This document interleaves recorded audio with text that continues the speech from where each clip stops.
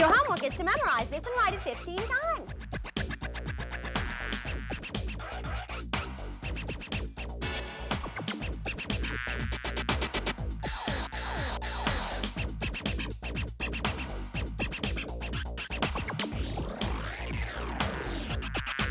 Welcome to the coolest, hippest half hour of fun on TV.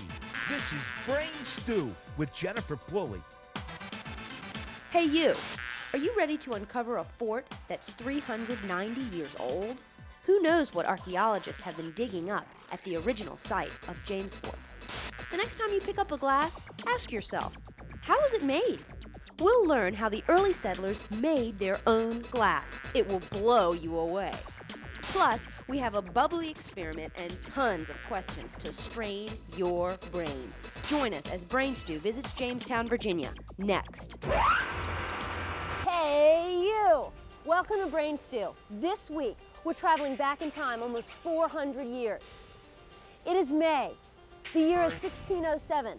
104 men and boys sailed 4.5 long months from Europe on 3 ships. The Discovery, the Godspeed, the Susan Constant.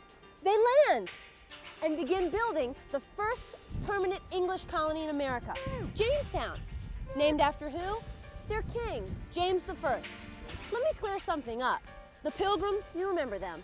The Pilgrims didn't settle in Plymouth, Massachusetts until 13 years after the English landed. The English beat the Pilgrims here by 13 years. You can't do 13 with your hands. 13 years. Did I clear that up for you? Well, now that you got that straight, let's go back to 1607. You know, when they landed, they weren't the first inhabitants of the New World. In fact, the Powhatan Indians, an Algonquin-speaking tribe, was already living here in what is now known as the Tidewater region. So those colonists had to build a fort to protect themselves from the Powhatan Indians or other attackers. Hey, who paid for this 4-month journey from England to the New World? You know, I don't think that would have been enough money. I'll use this money to call somebody who has a clue about how much money it cost. Anyway, the Jamestown colony was sponsored entirely by the Virginia Company of London. This was a group of European investors who hoped to make money on all the natural resources here in the New World.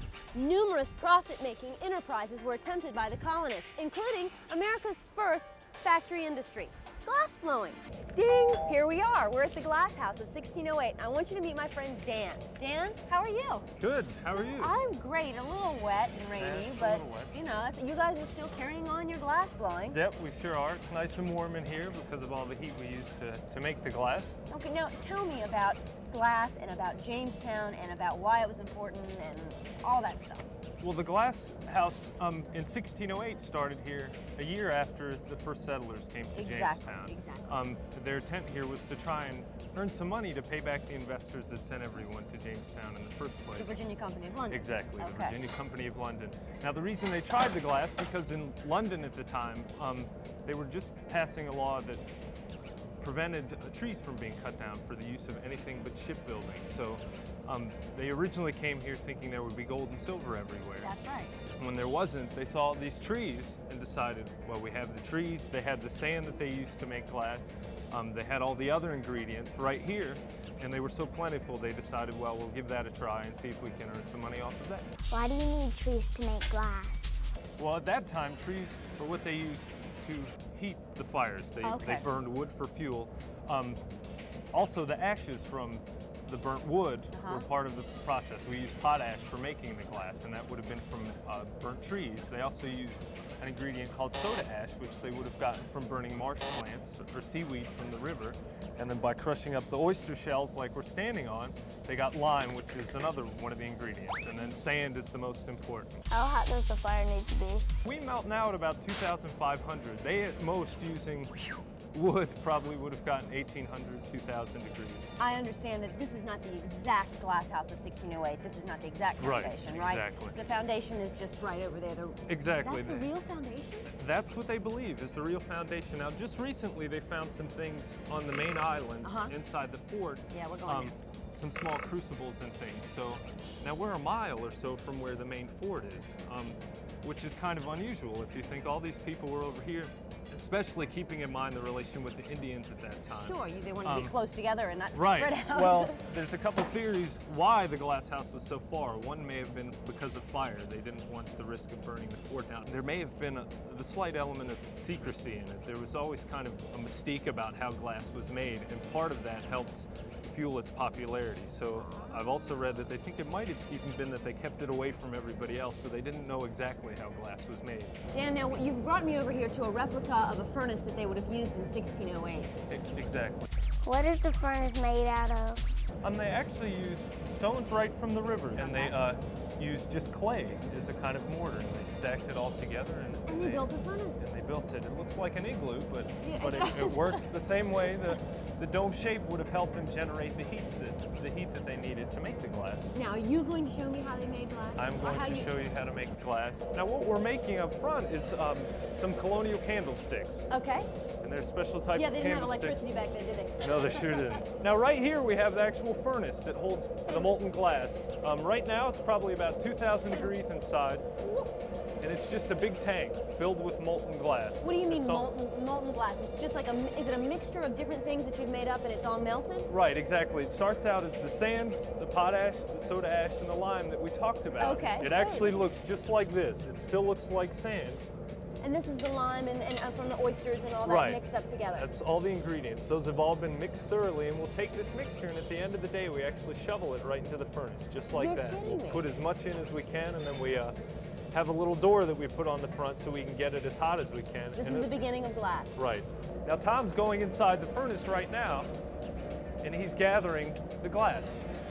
Now, That's what the is molten material. What is this thing that he's using, the stick? That's a blowpipe. It's a metal rod that's hollow. Okay. And the glass works almost like bubble gum. What he has to do to make it hollow is blow into it. Without the blowing, you just end up with a big solid piece of glass. Right now he's using a tool that's called a jack. It looks like a big pair of tweezers. And Yeah, this it is sure does. this is one of the most versatile tools that we'll use. We use it for stretching, and you can see now Tom's putting what we call a kick in the bottom. It's a little indentation. They're using a metal file with some water, and that helps cool the glass so that when they wrap it, it'll come right off of there. Tom is getting another small gather of glass, and that will be the handle. It's amazing that the glass is like that. And then he'll just shape it around and hook it around. Right, you can see it. He'll use some tweezers and just grab it, and he'll shape it around. And it's almost like taffy at this point. That's what it looks like.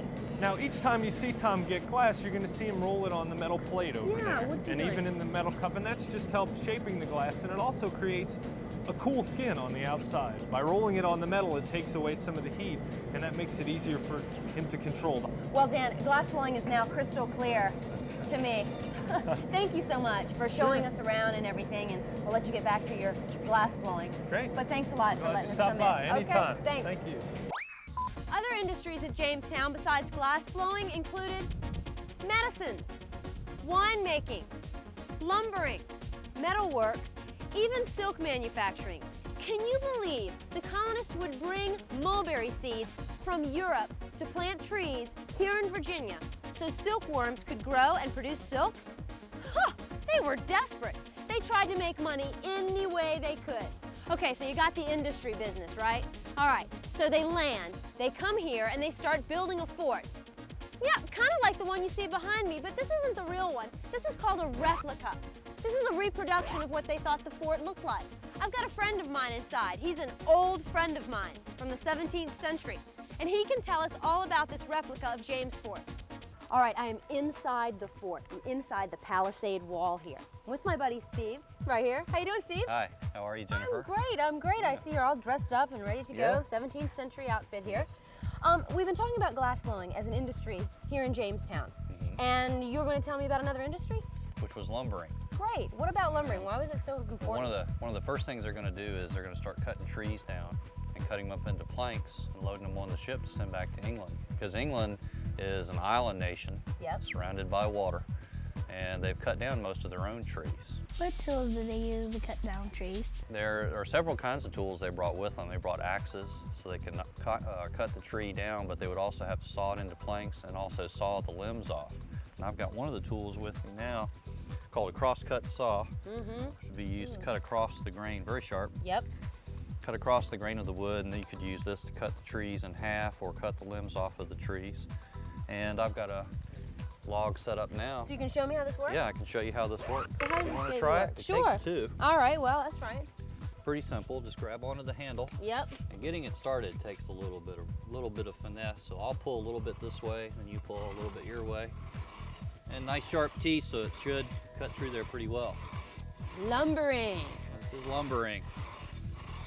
Always took 2 men, right? Yeah, this saw takes two, and there's another saw that we could use to saw the log up into planks, and we would use it vertically. We'd use it a little bit differently than this.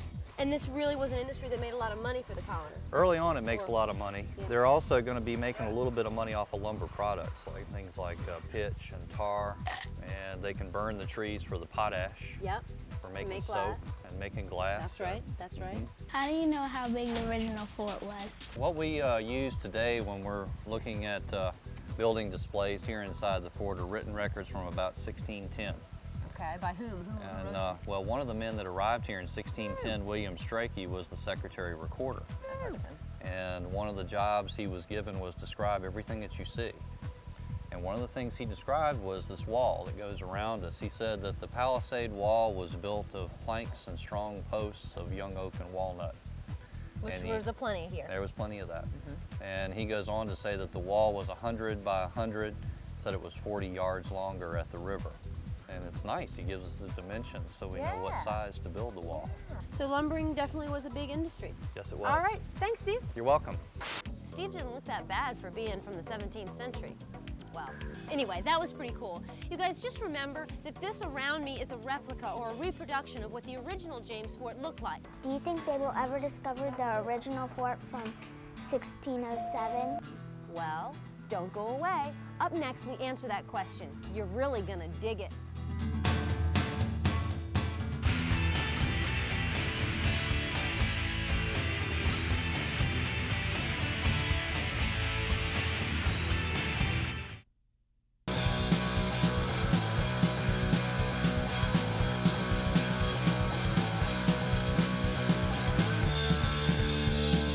Archaeological excavations by the APVA, that stands for Association for the Preservation of Virginia Antiquities, have uncovered thousands of artifacts from the 17th century. In the past few years alone, archaeologists have discovered over 30,000 artifacts. Now, I have a friend who's also a National Park Ranger here at Jamestown Island, and his brain is stewing with information on the rediscovery of Jamestown. Let's go see what we can uncover. Now, as a teacher, I thought I knew everything there was to know about Jamestown. Well, I'm totally wrong. This is my friend Bill. Bill, how are you? I'm doing great. It's good to see you here today, I am Jennifer. so glad to be here. Brain Stew is just really excited to learn about all this history. We're excited to have you here today. We've got a lot to tell you. And, well, if you'd like to get started, let's go. Yeah. Well, you're looking at a model that we have inside our visitor center that shows us what the first settlers would have lived in. It's a triangular-shaped fort. Corners shaped like half moons. You can see the structures inside here. And this is called this palisade, is that what Palisade, you call it? exactly Okay. right. John Smith and others will tell us about this fort, but incredibly, there's a mystery. We never knew where they built the fort. How do you lose a fort? Well, I know, it seems so huge. Seems pretty huge. If you walk outside, you'd say, well, why don't you know where it was at? Well, there's three really good reasons. Incredibly, John Smith and the others who tell us about the fort left out one critical fact. They never wrote down where they built it, so X never marked the spot, so you don't have anything to work with. And then, unfortunately, you have a problem that the fort's made out of wood. Well, as we know, wood rots, so when we step outside today, we're not going to see anything above ground to show us where this actually stood. But incredibly, in 1994, an archaeologist named Dr. William Kelso was brought here by our neighbors. He had a theory. Well, let's prove one thing. Is the fort gone or is it still here? And Dr. Kelso had the answer. He and his colleagues have actually found the site of the first fort built here in 1607. Is there any possibility that we could go see it? There sure is. As a matter of fact, I'm going to put you right here in the east corner of the fort today. You're going to stand right there today. With John Smith, where all these Englishmen stood. Exactly right. Now we're outside and we're at the original site of James Fort. Bill, this is so exciting. It's incredible. You are now inside the fort of 1607. John Smith, the first settlers, they walked in here every day And we even know for a fact that Pocahontas came to the fort on many occasions. She even did cartwheels inside the fort. So, now, how do you guys know that? well, fortunately, there's written accounts that tell us this. John Smith and others wrote written accounts, and based on those written accounts, there's evidence in there that helped Dr. Kelso figure out this mystery, but there's also evidence in there that helps to tell us a little bit about the daily lives here. What have you guys uncovered? What have they discovered, the archaeologists? Well, as you say, today it's very hard to imagine what we're really looking at. Okay. You have to have somewhat of an archaeologist's eye to determine this. However, what the archaeologists have been able to do is to mark this for us in a very efficient way to let us know where are we inside the fort. Primarily, the ground talks to an archaeologist. An archaeologist is able to dig into the ground, use it as a time machine, and by digging into the ground, going back through time, they're going to look for clues that may help to answer questions about what we want to know. And in this particular instance, where was James Fort? Well, Dr. Kelso and his colleagues, he has a wonderful crew of archaeologists here, and they were able to come out here, digging down through the ground. They started to find these clues that told them, this looks very, very intriguing. Maybe we have found the fort. Now, they'll start in April of 1994. By September of 1996, the evidence that they've compiled is so overwhelming that we now know we're inside the fort of 1607. The ground shows us evidence of where the English have dug a trench. This right here? Exactly. And the trench, it would appear as if they were using that dirt to throw up against. As John Smith and others would tell us, they would use wood posts to build this fort. Sure. Smith tells us in one account that the posts were 14 to 15 foot in height. William Strachey tells us that the posts here at the fort were buried 4 foot into the ground. This is what we call the east corner of the fort. Okay. There were 3 corners. This was a triangular shaped fort as we saw in the model. So there were cannons inside these particular bulwarks, as they called them, the corners. But it may have been used as a defensive perimeter. But there's still some answers that we don't know yet, and we'll have to wait and see what Dr. Kelso and his colleagues can uncover further. Sure. But as you follow the trench, we would see stains. Those wood stains help to mark out the locations of the corners. Now, what's this yellow line here? What Exactly. is that? What they've been able to do, they've put modern wood posts, lined it with yellow rope, and this helps us to show to the visitors where the fort wall, the south wall, stood in 1607. Now, a key factor, of course, is we're next to the James River. Right on it. We talked about earlier how we'd always thought the river had washed the fort away. Well, instead of it being completely gone, well, we've lost one of the corners. If you look past John Smith, you Goes see right on out to the water. Exactly right. So the west corner has literally washed into the river because of erosion. And in this area that we're now looking at, incredibly, they have uncovered over 300,000 artifacts. And again, these artifacts... Helmets, things like that. I mean, it's amazing. Military equipment, breastplates, musket balls, cannonballs, pieces of muskets. They've also found everyday use items here, pottery. I guess in 1996, was it? You guys uncovered, the archaeologists uncovered a young English soldier? Right. It looks as if Dr. Kelso and his colleagues have also found perhaps one of the first settlers who was buried inside the walls of the fort, who was exhumed.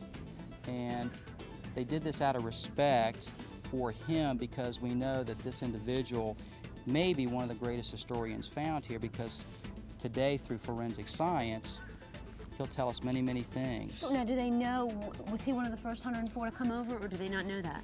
Well, it would appear as if perhaps, I will use the word perhaps, he might be one of the original 104 settlers. He might have walked here with John Smith. The evidence tells us right now that he's about between the ages of 17 and 19 years old. That's young. He's a European, and he's about 5'6". That's about the average height. That's not much taller than I am. Yeah, exactly right, about your height. Wow. When you look at his right leg, you'll see we believe the cause of his death. He met with an untimely death because we believe of an accident. It appears as if one of the other settlers here has shot him by mistake through the back of his leg. There's a musket ball that's lodged in the back of his leg. In the fort, out of the fort. This is the line, you guys. This is it. This is the palisade marker where the original James Fort would be. And Bill, what's the structure right here? Well, you're looking at history on top of history. This church tower is original to the 1600s. We date it. Really is. If you want to touch those bricks, you're touching history right now. This brick tower was built, we believe, in the year 1639-40. It's the only structure in Jamestown that still stands above ground to the 1600s. But notice again how the towers built over where the original wall once stood in 1607. This would have gone straight through. Exactly right. If we could tunnel underneath this tower, we would see again evidence of that 1607 fort wall. So let's try to use time-lapse photography. The wall's here in 1607. By the 1620s, it's probably not here. It's vacant. Build Why a church tower. Build a church. And you've got a church that would have stood next door to it. This church that's here was built in 1907, but it stands on top of two foundations to two English churches. Here is the original foundation. This cobblestone is the foundation of the church built in 1617. And behind it, you can see the bricks. Now, these bricks are the bricks that are associated with the 1630 or 1640 tower we saw out there. They built history on top of history again. Okay, now, we've got a tomb here. Right. Of? Well, we believe it's Sir George Yardley. Oh, yay. As the literature said, resident from 1609. But importantly, he becomes a governor of Virginia, 1618, brings over a brand new charter.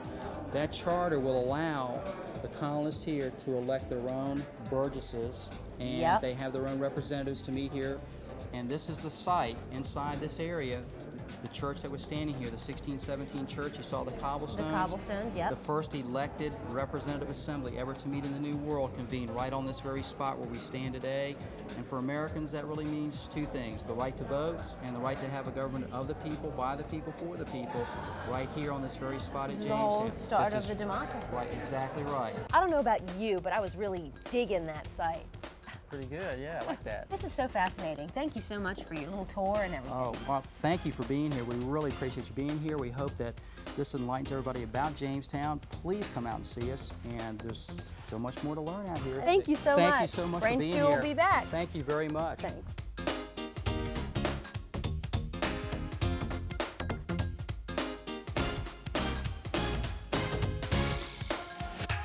I want to thank Bill for showing us only a small part of the original Jamestown site. I promised Bill Brain Stew would be back to see archaeologists uncover more and more history with every dig. Want to try something neat at home? Stick around. Try This is next.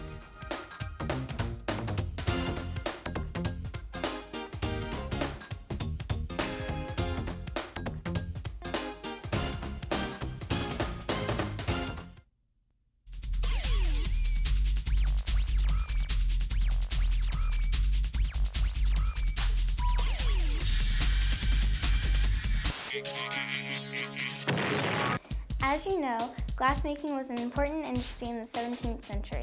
In order to make glass, you need limestone. Here's a cool way to see if seashells are made of limestone. This is what you'll need: 3 or 4 seashells, some vinegar, and a clear glass. Okay, here's what you do. Fill the glass halfway with vinegar. Now add the seashells.